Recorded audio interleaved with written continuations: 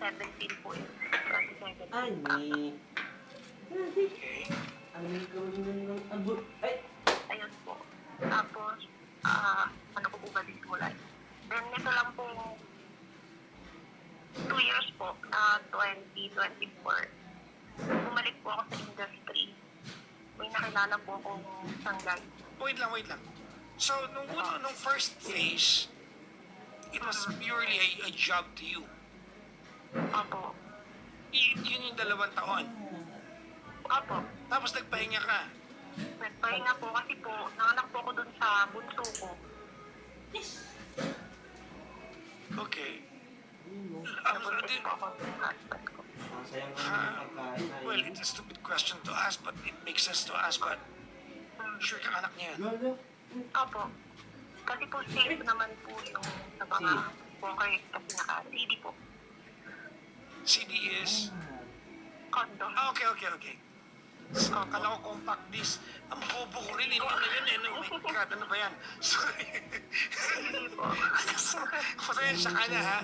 Medyo hindi ako pamilyar sa mga words. CD is... Okay. Akala ko... Hindi po yung keyword po na ano namin. Sorry, pero in-imagine ko yung compact disc pinapasok. May butas kasi. Ay! God!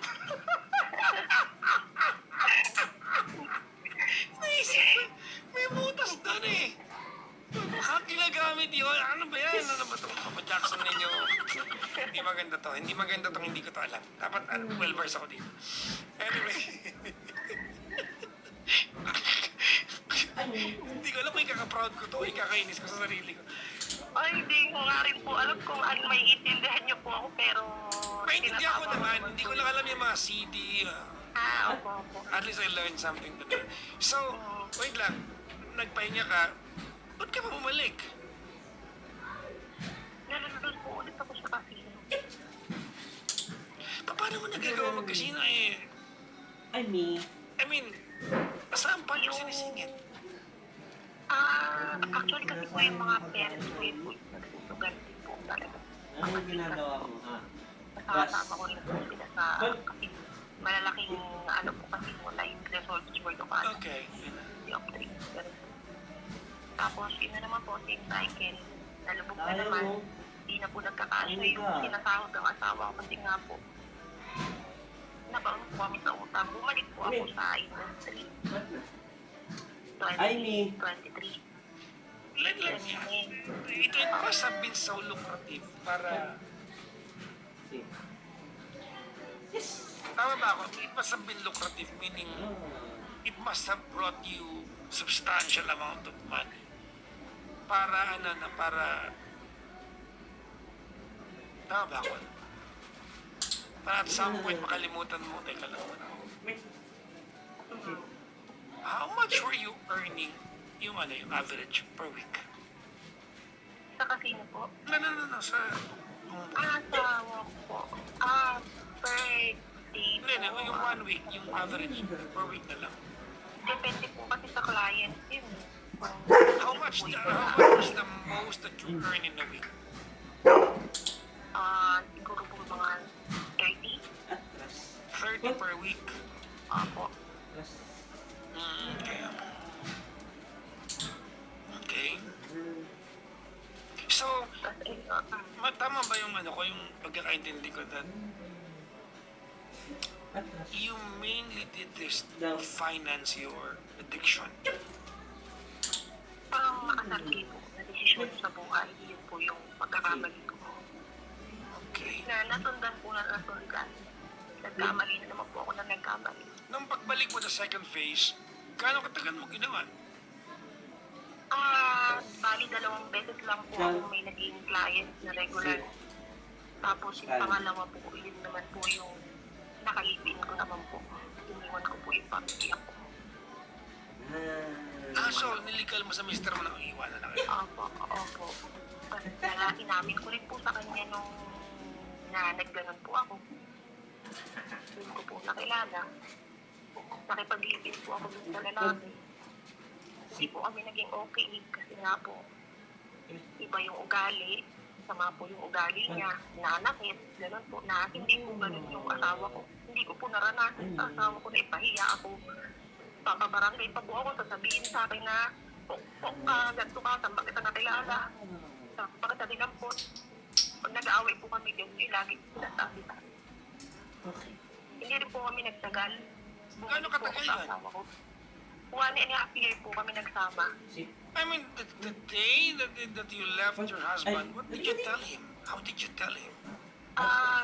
Sinabi ko po sa kanya, actually nakakaramdam na po siya na may iba ako kasi umaalis po ako lagi nang hindi niya alam. Kasi nakatira po kami dito sa parents ko. ay, me. Tapos ang ginagawa ko po, pinapauwi ko siya. Kunwari, may lakad kami ng mga kaibigan ko. Ay, Hindi niya po may- alam na nakikipagkita po ako dun sa lalaki. Yan, okay. Okay. Oh, Ay, me. Ayun po. hindi, paano mo inamin sa kanya yung pag-uwak? Actually, sobrang kapal nga po ng mukha ko kasi harapan po, kaharap yung binan ko. Kausap ko yung lalaki kasi gusto patunayan ng lalaki na wala na talaga kami ng asawa ko. Gusto niya pong malaman kung nagsasabi ako ng totoo sa kanya.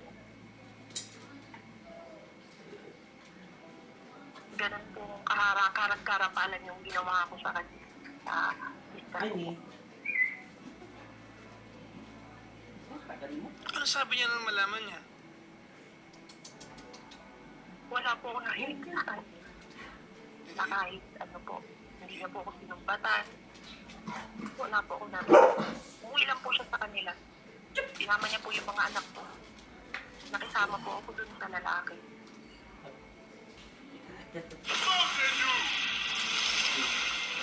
Yes.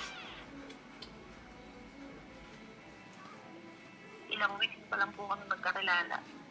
Nagsama na po kami kasi nakita ko po sa kanya yung support talaga. Kasi po yung asawa ko po, sobrang bait, sobrang tahimik. Parang 16 years po namin na pagsasama, hindi ko po naramdaman sa kanya yung sweetness. Parang nawala po yung spark kasi purong problema po yung nangyayari. Pero dahil po naman sa akin, hindi yung kasalanan ko. Na-admit ko naman po yung kasalanan ko. Si, Actually, ngayon lang din po ako natauhan sa mga pinagagawa ko sa buhay ko. Mapagkakamali ko sa buhay. So, nung nakipag-iwalay ka na sa nakalipin mo, what happened? Bumalik po ako sa asawa ko. ay, me. Yes. Tinawagan mo siya, kinontak mo siya. Opo. Ay, me. Pero patuloy pa rin po ang pagkikita namin itong lalaki. Kasi po, minahal ko po talaga yung lalaki. Yes. I mean, the day you decided to go back to your husband, Oo. Si, was it through a text or through a phone call? Actually, ilang buwan pa po kasi siya nag-stay dito sa Rizal. Kasi nga po nag-apartment po kami. isang lalaki. Ay, Nag-stay me. pa rin po siya kasi po. Iniwan niya rin yung pamilya niya para sa akin. Pati yung anak niya. Ano, ang kinikwento mo yung nakalipin mo. Opo. Hindi, yung, di ba, bumalik ka sa mister mo, di ba? Mm. Tama. I mean, nung babalik ka na, tinawagan mo siya, tinext mo siya. May communication pa rin po kami. Kasi po, Kanan. ang ginagawa po ng husband ko, kahit po may kinakasama ko iba, yung mga utang po namin na natira, siya po yung nagbabayad. And how did you tell him na gusto bumalik sa'yo? Through text or through phone? Kinausap ko po siya na wala na ganun po yung nangyayari sa akin, na sinasaktan po ako ng lalaki, pinapahiya po ako. Ako pa po yung nagpapabarangay sa akin. Tinanggap niya po ulit ako. Yan. Okay. Na wala po ako narinig sa kanya kahit tumbas. Kasi ginawa na lang po niya yung para sa mga anak ko. Okay. Si, Sobrang bait po kasi ng asawa ko. How are you today?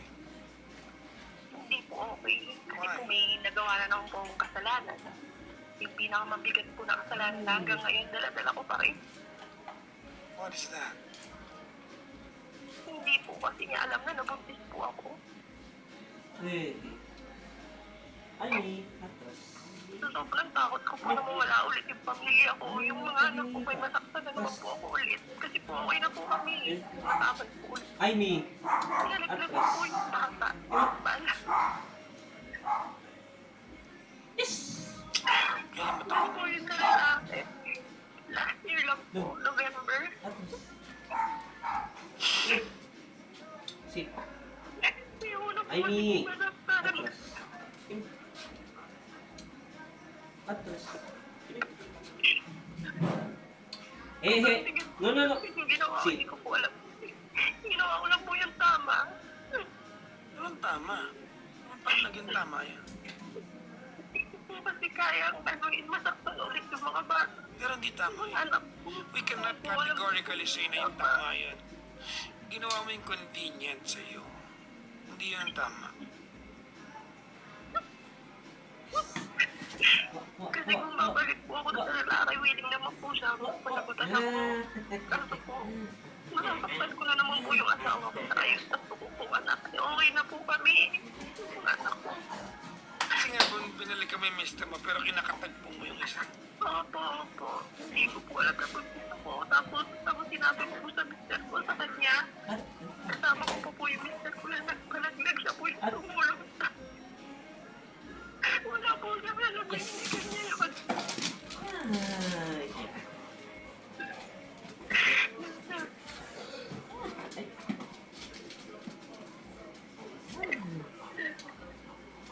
Hanggang ngayon po dala-dala ng konsensya ko. Hindi ko po alam kung dapat kong gawin. Well, as you should. I mean, I will not comfort you sa part na yan. You have to suffer the full force and burden of what you've done. It will, one day, you are going to be wiser learning from it, but it has to stay with you. Alam ko po mali na gawa ko. Kaso ito po yung tama na gawin ko eh. Hindi tama. Para lang po wala naman saktan. Never going to continue tama yan. It was not the right thing. It was just convenient to you. Magkaiba yung tama at convenient. Hanggang ngayon po wala siyang alam. Hindi po kanya yung bata na dinahilan ko na lang po sa kanya. Hindi na po ako pwede magbuntis kasi nga po may goiter po ako. Pumayag po siya. Tapos umiiyak po siya nung ginawa namin yun. Kasi hindi niya po alam na hindi pala kanya. Sobrang po masaya ako. Kasi pag sinabi mo sa kanya, marireveal mo na niloloko mo pa rin siya kahit nagbalikan kayo. Tama?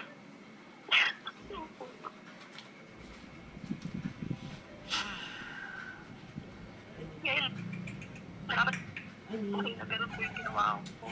Inumpahan po ako sa mura. Kanya. I'm sorry. Willing na naman doon po din. I'm sorry. I lost you. Galit na galit po sa akin yung lalaki kasi nga po yung ginawa ko dun sa anak niya, sa kambal niya. Pinalandag niya po, ay willing naman daw po niyang gawin lahat. Kasi gusto niya ako magkain kami kasi nga po, bigla ako nabuntis. Okay na kami. Hindi ko po alam na mabubuntis ako eh. Tapos hindi, alam mo, sorry Hindi naman yun ang problem eh. Hindi yung kumubudis ka. Problema doon, nagtataksil ka after ka mapatawad. Pagbuhin po yun. It's not about, natural, nakikipagtalik ka, there's a possibility that you'll get pregnant. Kung kailan huli na po, parang kung kailan tapos na, willing na po ako i-accept lahat Hindi ka na. willing i-accept. Let's not sugarcoat things here. I mean, I know that nagsisi ka. I get that. I feel that from you. I hear you. Pero hindi ka willing magbago nun. You were saving yourself because you were being hurt sa kalipin mo. You were saving yourself. What was convenient to you is to go back to your husband. And yet, you continued seeing the guy. Opo, kasi mahal ko po talaga yung gaya hanggang ngayon po.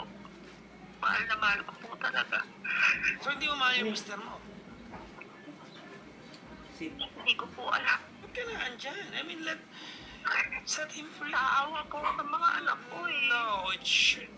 I'm sorry. It should not be the reason why you stay with someone. Uwian na!